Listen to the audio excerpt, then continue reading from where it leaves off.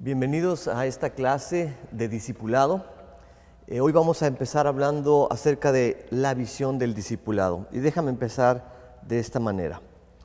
Allá por los años 1800, dos hermanos conocidos como los hermanos Wright, se llamaban Wilbur y Orville Wright, declararon el tener esta gran visión de crear una máquina que pudiera volar por los cielos.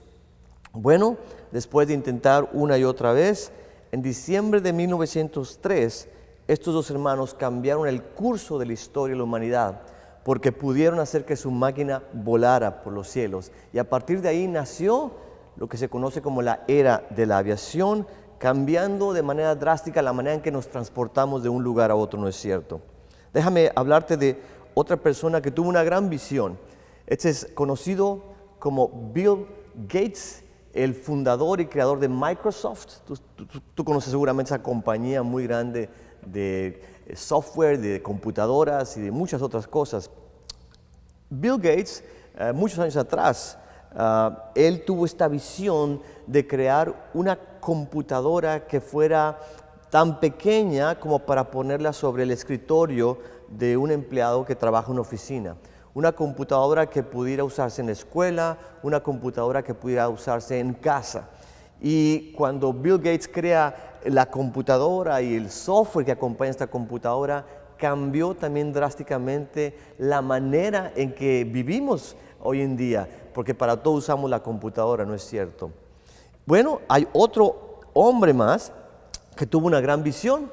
Seguramente ustedes conocen a este hombre, Billy Graham, que allá por los años 1940, él tuvo esta visión de llenar estadios grandes con multitudes de personas para predicarles el Evangelio de Jesucristo y para que vinieran a convertirse a Él. Hasta el día de hoy sabemos que Billy Graham pudo compartir el Evangelio a más de 210 millones de personas y bueno, ha hecho un sinfín de otras cosas evangelísticas. Estas tres personas que te acabo de mencionar, o cuatro, incluyendo los hermanos Wright, porque eran dos, nos hablan de personas con grandes visiones que tuvieron en la vida. Una visión es como una fotografía mental que tú tienes para hacer algo que puede mejorar a tu vida y tu comunidad y hasta el mundo entero. Y las grandes visiones siempre llevan a cambiar el mundo para bien, ¿no es cierto?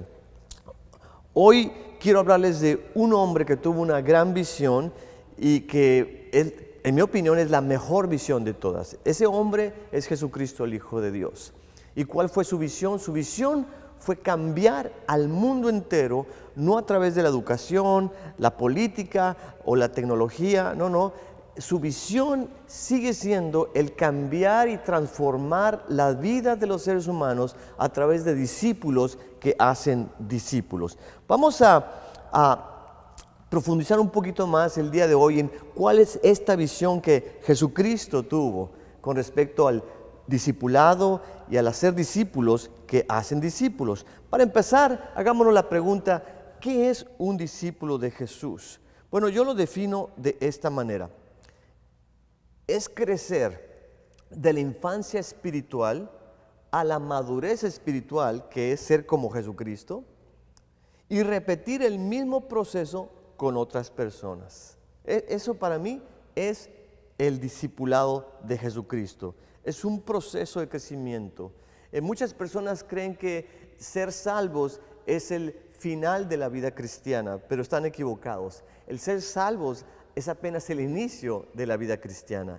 La meta, el objetivo de la vida cristiana es crecer y ser como Jesucristo. Esto nos enseña la Biblia en diferentes partes. Pero es un proceso. Así como ningún bebé sale del vientre de su madre ya con un traje y un maletín en la mano diciendo se me hace tarde para trabajar, no me detenga nadie. Nadie nace de nuevo espiritualmente y ya es un gigante espiritual. Es un proceso que toma tiempo, donde la persona se le va discipulando y va creciendo con el tiempo y va siendo más y más como Cristo Jesús. Ahora, aunque toma tiempo, tú puedes determinar la rapidez con la que tú creces espiritualmente, la rapidez con la que tú avanzas, la rapidez con la que tú eres más y más como Cristo Jesús. Porque podemos tener a una persona que tiene 10 años en el Evangelio, 10 años en la iglesia, pero puede ir caminando en este proceso de manera lenta, como decimos en México, gallo, gallina, lentamente.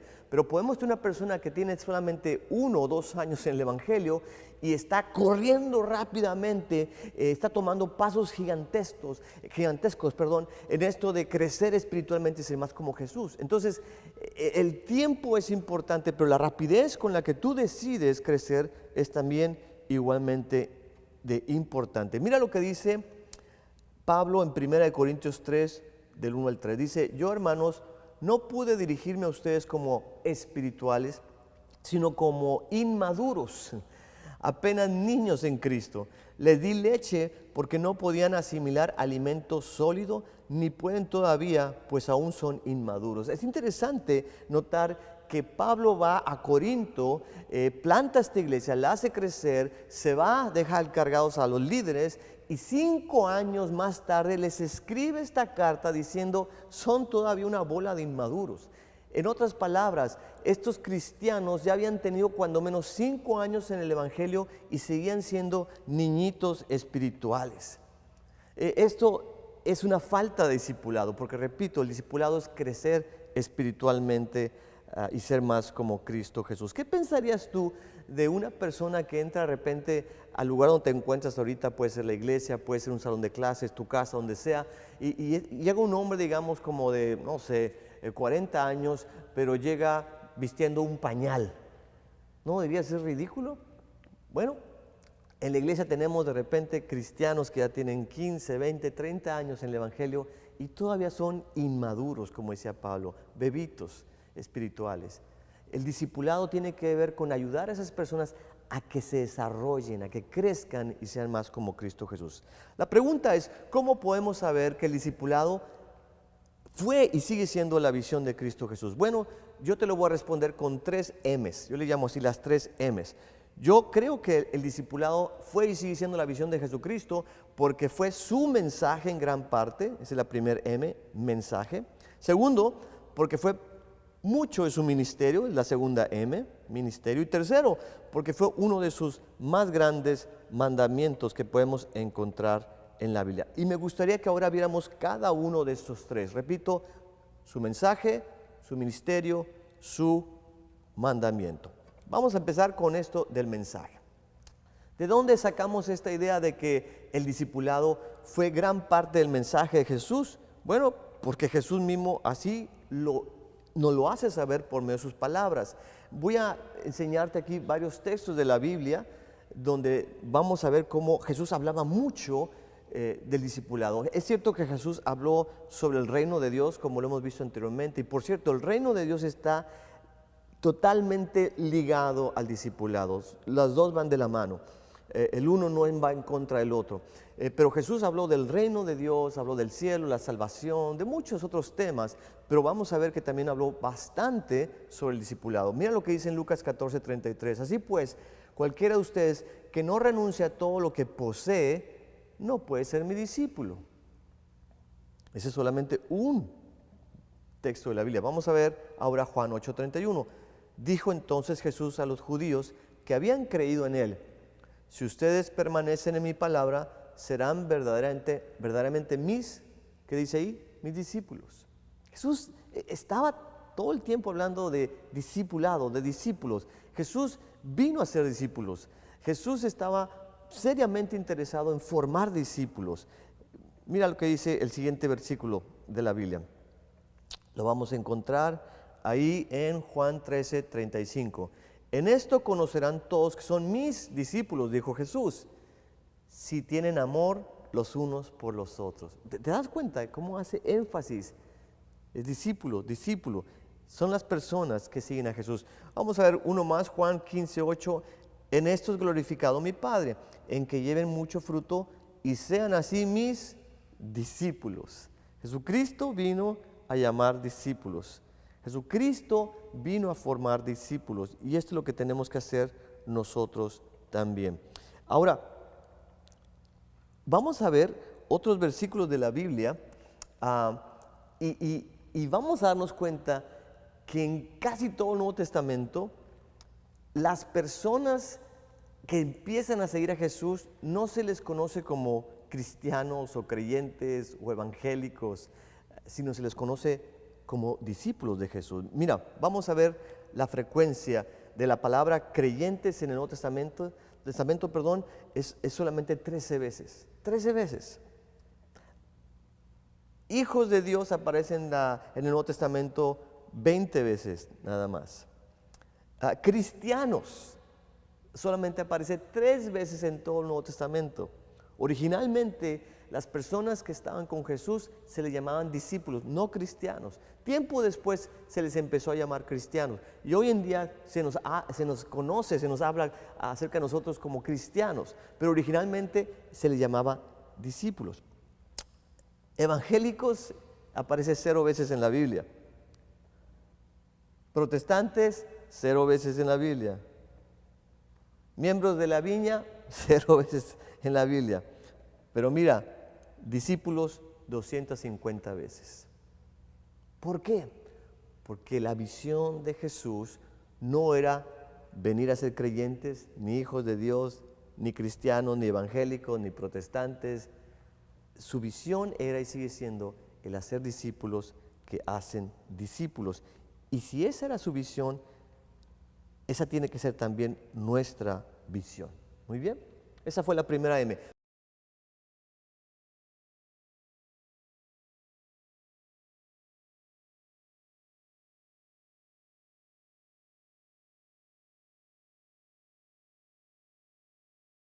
Come on, let's sing, let's dance, let's have a good time this morning. Here we go, church. Let's celebrate it.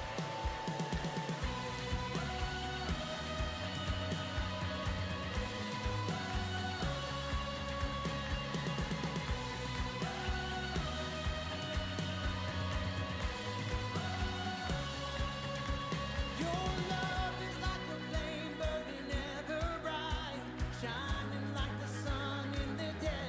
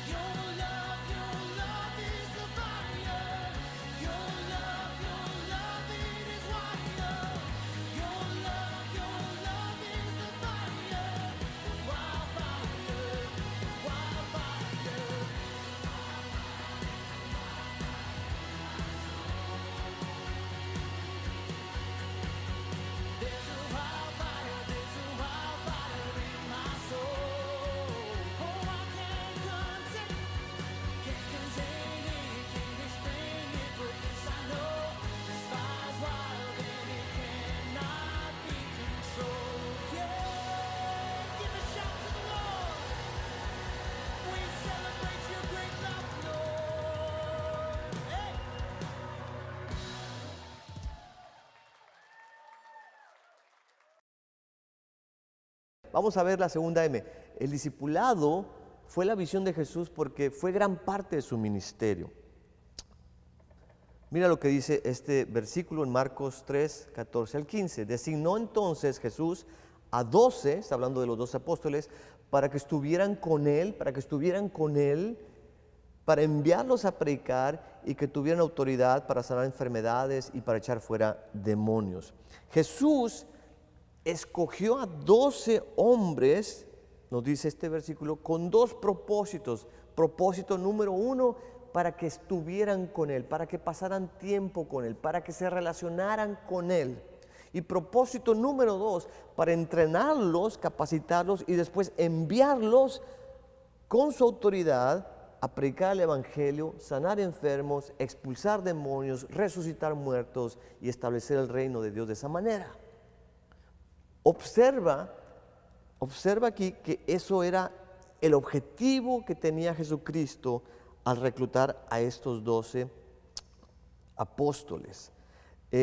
Hace 2000 años atrás, Jesús puso de cabeza al mundo entero, no por medio de la política, no por medio de los medios masivos de comunicación, no por medio del internet, que no existía por supuesto, no por medio del dinero, no por medio de grandes eventos, shows, espectáculos, no, lo hizo por medio de 12 hombres que fueron discipulados por él porque pasaron tiempo con él y esos hombres después discipularon a otros. Es decir, fueron discípulos que hicieron discípulos. ¿Cómo podemos seguir estando seguros de que Jesucristo tenía esta visión del discipulado? Bien fácil. Si tú analizas el contenido de los evangelios y tú estudias en dónde invertía su tiempo Jesucristo, te vas a dar cuenta que aproximadamente el 50% del tiempo de Jesús lo invirtió discipulando a los 12. 50%, casi la mitad de su tiempo. Es cierto, Jesucristo vino a morir por nuestros pecados, a resucitar para darnos una vida nueva, es cierto. Y también es cierto que Jesús predicaba y enseñaba y sanaba enfermos y todo eso. Pero 50% del tiempo lo dedicó en estos 12 hombres para discipularlos. Él no se interesó tanto en las grandes multitudes, en las masas, en eventos masivos. Hoy en día la iglesia hace todo lo opuesto. Se enfoca en hacer campañas evangelísticas masivas. Se enfoca en la radio cristiana para alcanzar las masas, en la televisión cristiana para alcanzar las masas. Y no estoy en contra de eso, eso es bueno. Pero Jesucristo siguió el método del discipulado, donde escoge solamente a un grupo pequeño de personas, a 12 hombres, los discipula, pasa mucho tiempo con ellos y después les dice a ustedes ahora vayan y hagan lo mismo con otros. En Jesucristo, por cierto, encontramos el modelo perfecto del discipulado, que es estar en relación con las personas. El discipulado de Jesús es una vida impactando a otra vida, no es solamente enseñanza, no es teología, no es solamente conocimiento bíblico, es pasar tiempo juntos y al hacerlo así es una vida impactando a otra vida. Es formar un grupo pequeño de personas que tenga un líder discipulado, que sea un ejemplo para ellos a seguir. Tú puedes venir mucho a la iglesia y eso es bueno, pero no vas a poder ser discipulado. Tú necesitas a alguien junto a ti que te forme, que te enseñe a tomar decisiones espirituales, que te enseñe a cómo pensar bíblicamente, que te enseñe a saber cómo debes de invertir tu tiempo, cómo llevar tu matrimonio, cómo crear tus hijos, qué hacer con los dones espirituales que Dios te ha dado. Y todo eso es el discipulado. El estado de la iglesia hoy en día es alarmante porque se dice que es como 3000 millas de ancho, muy extensa, pero solamente una pulgadita de profundo. O sea, le falta profundidad. ¿Por qué? Porque es cierto, hay conversiones masivas de cristianos, pero tenemos problemas con esos cristianos porque se siguen comportando como mundanos. Todavía son inmaduros. ¿Por qué? Por una falta de discipulado al estilo de Jesús. ¿Qué fue lo que hizo Jesucristo para discipular a estos 12 hombres? Les dijo, miren, aquí está un libro de cómo discipular, léanlo. No. Les dijo, vayan a la sinagoga a tomar el seminario de los 7 pasos de cómo ser un discípulo. Tampoco. Les dijo, métanse al internet y busquen en YouTube discipulado. No. ¿Qué fue lo que hizo Jesús para discipular a los 12? Te voy a decir lo que hizo. Pasó mucho tiempo con ellos. Andaba de aldea en aldea caminando con ellos. Y mientras caminaba, platicaba con ellos y los discipulaba. Se sentaba alrededor de una mesa para comer con ellos, y cuando lo hacía los discipulaba, dormía con ellos, los entrenaba, los capacitaba, los enviaba, los corregía, los regañaba, les tiraba las orejas, y todo eso era discipulado. Era una preparación de los 12. Quiero que entendamos el discipulado de Jesús más o menos como esta historia que te voy a contar. Imagínate que un hombre cayó a lo profundo de una cueva oscura y no podía salir de ahí. Entonces llega un rescatista y empieza a descender con una soga hasta lo más bajo de aquella cueva oscura, y trae un casco, y en su casco trae una lámpara con una luz intensa. Está buscando al hombre que está en la cueva, por fin lo ve, y cuando el hombre ve al rescatista, hace esto. ¿Por qué? Porque está en la oscuridad y la luz de su casco es tan intensa en sus ojos que lo ciega, y prefiere mover la cara hacia un lado. ¿No te ha pasado eso? Cuando alguien te arroja una luz tan intensa que haces esto y cierras los ojos. Entonces lo que hace el rescatista es quitarle la luz de enfrente, se pone a un lado del hombre, lo levanta, lo agarra del brazo y empieza a caminar con él hacia donde está la soga, y empieza a jalarlo, a subirlo por esa soga hasta que lo saca de aquella cueva. Eso para mí es vamos a decir, una metáfora de lo que es el discipulado de Jesús. Es ir a las personas que viven en oscuridad, y no es arrojarles todo el conocimiento bíblico que tenemos, de que mira, eres un pecador, si no te arrepientes te vas al infierno. La gente se rechaza eso. Lo mejor es ponernos a un lado de esa persona y empezar a caminar en ese proceso que se llama discipulado, y empezar a pasar tiempo con esas personas y hablarles de Jesús, y hablarles de lo que Jesús dice en la palabra, y enseñarles a pensar bíblicamente, enseñarles a tomar decisiones espirituales, y poco a poco irlos subiendo de esa oscuridad hacia donde está la luz, y que ahí puedan vivir una vida plena. ¿Me están entendiendo? Esa es una excelente fotografía o una excelente ilustración de lo que es el discipulado. Eso es lo que tenemos que hacer nosotros con las personas, ponernos junto a ellas, pasar tiempo con ellas, relacionarnos con ellas y enseñarles a vivir una vida cristiana. Entonces, Jesucristo tenía esta visión del discipulado porque fue parte de su mensaje, fue parte de su ministerio. Como dijimos anteriormente, Jesús escogió a 12 para dos cosas: para que estuvieran con Él y para que ministraran a otros. Y ya explicamos cómo discipuló a los 12, pasando mucho tiempo con ellos.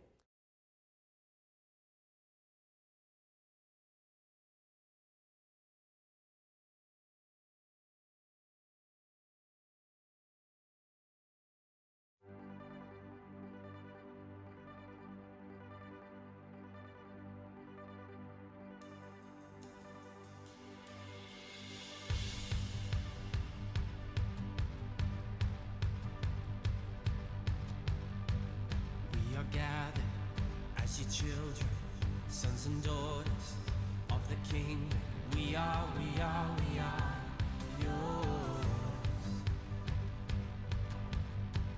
We're united around you, Jesus, around the one who came to free us. We are yours. We are yours.